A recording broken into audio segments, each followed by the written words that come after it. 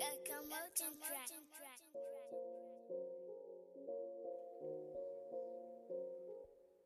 going on? Live, got my boy Second Samuel. What's going on? What's going Cuzzo-Baby. on, That's what's up. That's what's up. I'm here today about these festivals. I've just been hearing that song on the radio. Festival, the festival song. Yeah. What's the festival song? Ain't that you, right? Yeah, that's me. None other than your boy Second Samuel. Not the first, because that's my daddy. And I'm the second. Right. Yeah. All right. Yeah. Second Samuel. So, what made you make a song about the festival? I wanted to write a project that meant a lot to me. You know what I'm saying? It's been a while because I wanted my son Trey Samuel. You know what I'm saying? He's third. Okay, Trey. So I wanted to watch him graduate kindergarten, so I can know that I seen him, take his first walk, go from crowd and walk, and the whole 9 yards. I wanted to do that, so I took a break, you know what I'm saying? I just studied the marketing, I studied other business aspects, did more school, stuff like that. And so when I came back, I knew I wanted to make something and write something and present something that meant something to me. Not just a project for any other reason, but for it being something that I really, really care about. So that's why I wrote the song Welcome to Louisiana. Because see, I was in the military and I was away from Louisiana for a long time. I would come back and forth, but now, more than ever, I realized that with all of my friends that was in the Navy with me, throughout the 12 years I was in it, they're in different places, doing whatever it is they do in life, and they all be like, dude, I'm gonna come and see you when the Mardi Gras come. And they thought that our #1 festival was the Mardi Gras, which it could be, but that's what we're known for to them. Yeah. And they have no idea about the Orange Festival, Platinum Parish. They have no idea about the Rice Festival down there around Crowley and Gin and Mermentau area. They shut all that Did we down. just pass a festival like 2 weekends ago? I was at the Pie Festival in LeCount. Okay. Then I performed at the Concert de la Mansell, Louisiana. Got a lot of rich history. Shout out to Mr. Nicky Boileau.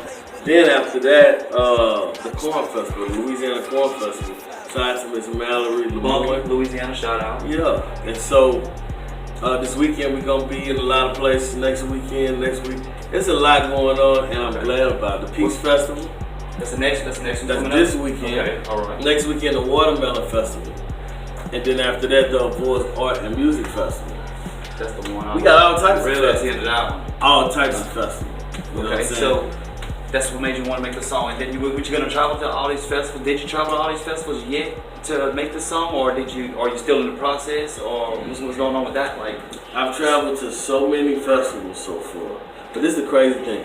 If I went to a festival every day, not that there's one every day, but there's sometimes one, and sometimes 6 in one weekend. But even if I went to one festival every day, which in a year is 365 days, it'd probably still be some festivals I missed. In Louisiana, Jambalaya Festival, Boudin Festival, Tamale Festival in Zouali, Louisiana, the Catfish Festival with the plants on the plants and with the Forest Hill. Forest Hill, the nursery type festival. So what's your biggest inspiration from that? Like, My biggest inspiration is being able to share with other parishes. The 64 parishes, as you probably already know, in Louisiana, but for the people that don't know, 64 parishes in Louisiana. And the crazy part about it is, a lot of those parishes north of Louisiana don't know about the things that's going on in South Louisiana, and vice versa. And from east and west. That's what you for. And I help them to see it from my perspective, from Second Samuel's perspective, because I'm learning rich history. I'm not just going to get on the Ferris wheel and eat cotton candy, which sometimes I do. I play games and all that, get into content. But I go to learn the history and the culture so I can share it.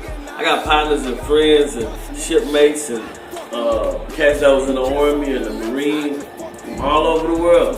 And when they see these videos and promos and just different ways of me sharing these festivals, they are excited because they didn't know how we do it besides Mardi Gras. And not only that, the people that's in the other 64 parishes, say I'm in Bunker, Louisiana, that's a Voice parish.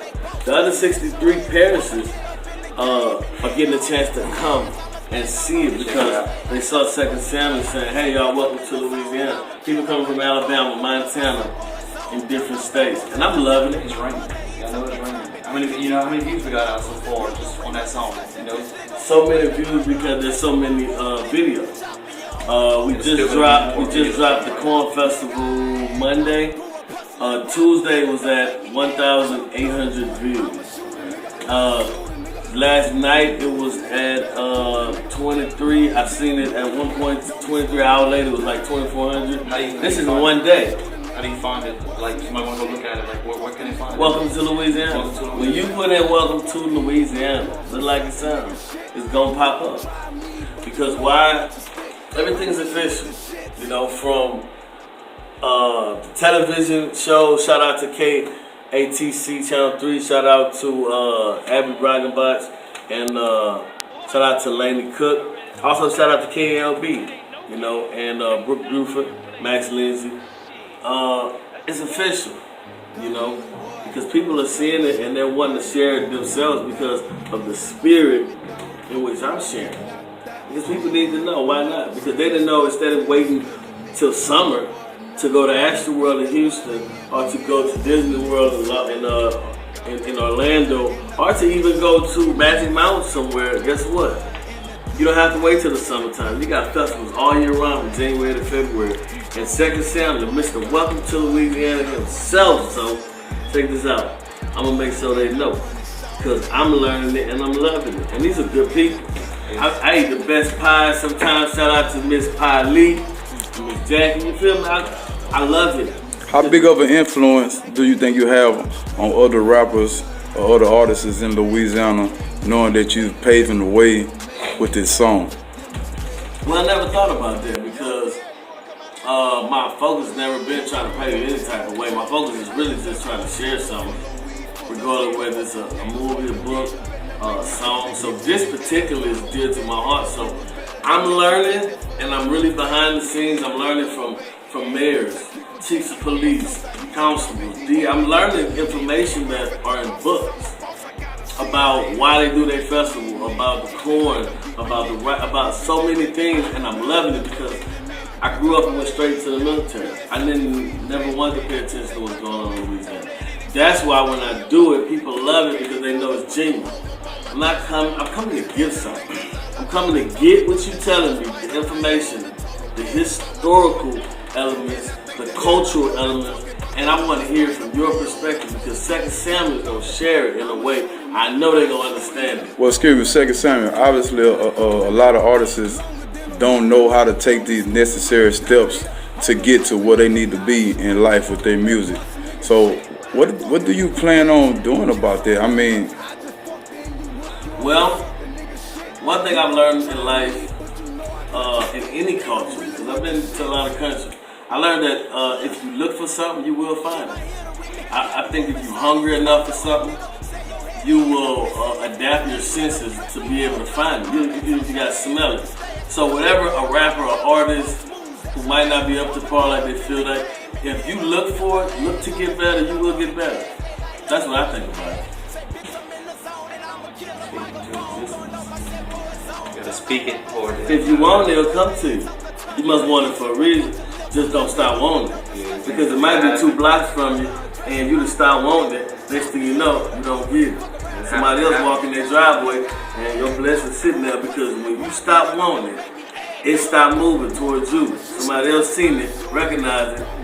So if you had to tell one thing to local artists right now, one thing for to help them do what they need to do with what they like to do, what would it be? I would say focus on one thing. Focus on one thing. Whatever that one thing is, focus on that one thing and do just that until you see the results that you set out to see. And I know that to be a fact. Just focus on one thing. If you're doing 18 different things and you give it 20% here, 10% there, 7% here, how could you be mad at the end of the year when you only receive 7% here, 30% there? You're going to do it, give 100% to one thing. Okay, so let's break it down. To these artists around here, what percentage of does it play the actual recording the song play? Because a lot of rappers seem to want to keep making songs.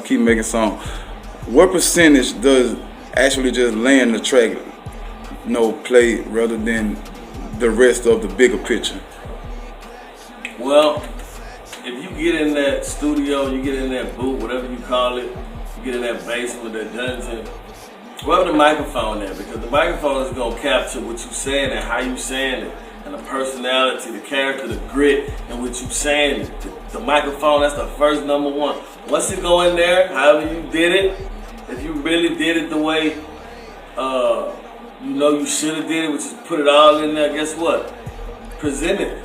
It don't even matter how you record it. As long as it sounds good, as long as somebody can feel exactly what you're trying to say. They don't need to try what he say. No.